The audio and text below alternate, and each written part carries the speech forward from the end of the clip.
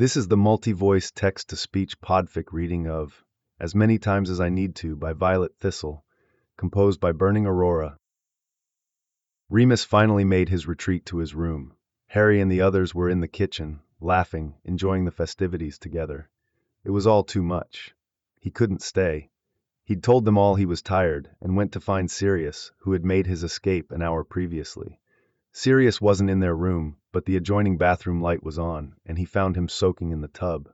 When he cracked the door open, Sirius saw him but didn't say anything, just closed his eyes and sank a little further under the water. "Here you are, I was worried." Remus said as he slid down the wall next to the tub. "You okay?" "I'm trying, Mooney, I am. I'm sorry, but it just hurts so fucking much. And I know you are too, and I'm trying to be strong for you. But I can't right now, Sirius broke down crying, leaning his head back against the cold, hard porcelain tub. Sometimes the memories all come flooding back at once, and it's too much for me. I can't stand to be in my own head anymore. I need a drink or a cig, or something to take my mind off of it. But you're sober, and I'm trying to be good. And I know it's a hard day for everyone, but I need a distraction, Mooney. It's a bad day today."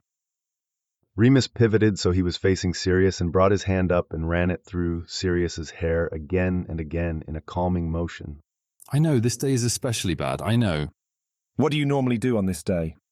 Historically, get blackout drunk and forget my own name. The Halloween after I got sober was the worst. I didn't know what to do to cope. What did you do?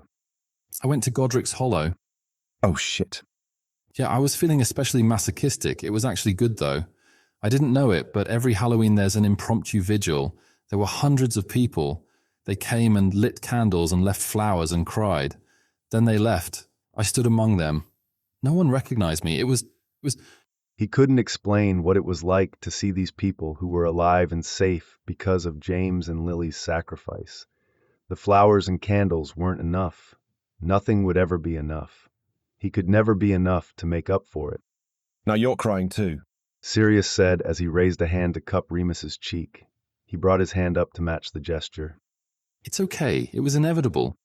Where's Harry? I hope I'm not letting him down. Remus shook his head. He's with Charlie and Tonks. They're cooking a Halloween feast to rival Hogwarts. Andromeda is charming candles to fly and everything. Sirius tried for a smile. That's good then.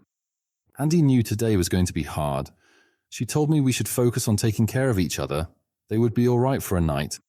Andy always knows what to do, Sirius said. Yeah, she's pretty great. I can't believe you saved them, and I never knew. Yeah, I should have told you about that. I didn't make it easy on you. I was such a piece of shit to you, Mooney, and you were out there saving lives in direct opposition to Albus. And what was I doing? Questioning your loyalty. Sirius broke down again. Hey, we don't need to rehash this again and again. Yeah, you made mistakes. I made plenty of my own. I kept too many secrets. It's hard to see someone as loyal when they hold everything close to their chest. I didn't get it then. I didn't understand why you kept so much to yourself. I just wanted to know everything.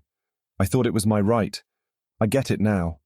There's so much I never want to think about again, let alone talk about, and you're so good about letting me have my peace. I never did that. Is that something I'm good at?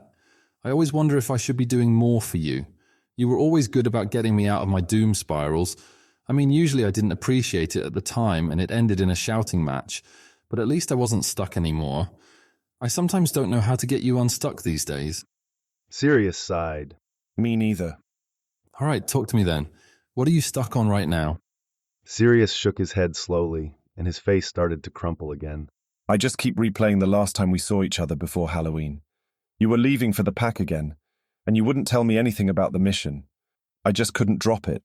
I said the stupidest thing, do you remember? Remus sighed but nodded. Yeah, I remember. I accused you of losing yourself in the pack. We fought about how much you still wanted to save them, and I said, I was so stupid. I wish you cared for me half as much as you cared for a bunch of half-breed Death Eater wannabes.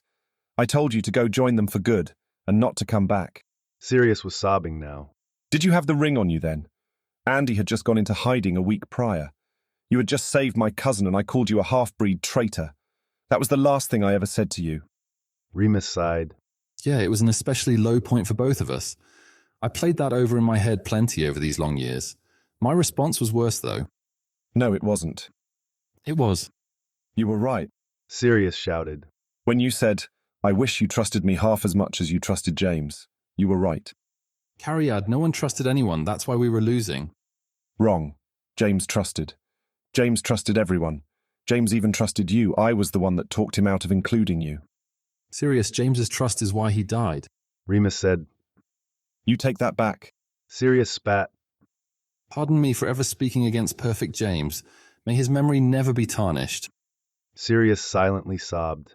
I know he wasn't perfect, but it breaks my heart to think that the thing that brought him down was that he trusted too much. That's not what brought him down. I brought him down. It was me. Sirius, look at me. Remus said softly, trying to pull him out of his spiral. No. Look at me.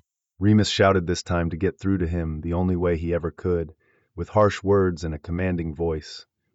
It worked like it always did. Sirius raised his head and looked him in the eyes with bloodshot, tearful ones. What? He cried out in anguish. I know that the world has told you that it was your fault, that you sat in that prison and convinced yourself that it was your fault. I know, because I was doing the same thing. But I need you to hear me when I say it wasn't your fault. Mooney it was. No, it wasn't your fault. And it wasn't my fault, and it wasn't James' fault. It was Peter's. Mooney. It wasn't James's fault that he was too trusting. It was Peter's fault for not being trustworthy. It wasn't your fault for not trusting me. It was Peter's fault for taking advantage of that. It wasn't my fault for believing you betrayed me. It was Peter's fault for framing you. Remus was sobbing now. Mooney. And it's Voldemort's fault for believing a stupid prophecy by some half-baked seer. And it's meaningless, it is. It's also stupid, and they shouldn't have had to die because of it. Mooney. And they shouldn't have been fighting the war at all. But it's not your fault, it never was. Mooney. Sirius shouted because now Remus was spiraling. Don't stop me. I'll keep saying it as many times as I need to for you to believe it. I believe it. Sirius shouted as Remus dissolved next to him. Sirius climbed out of the tub, dripping wet, and gathered Remus in his arms.